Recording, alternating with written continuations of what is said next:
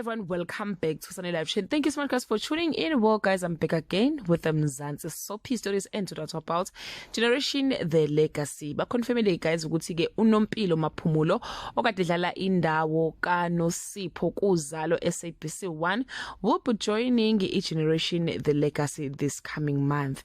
uNompilo naye ke guys hinted on his social media platform ukuthi yebo impela uzojoina ke Generation the Legacy kulinyanga iqalayo uJuni ngezi 13. Chisa Life reached out to Generation the Legacy production who said the actress will start appearing in the show soon.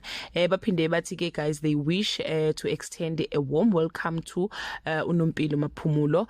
She will play a role of Buhle, an old connection of Umregza who comes bearing a life-changing reminder of his past.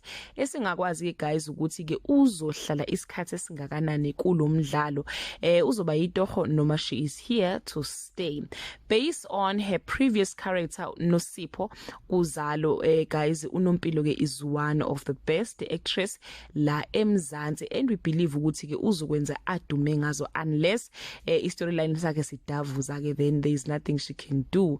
That brings us to the end of this video. Do leave your comment below and share your opinion.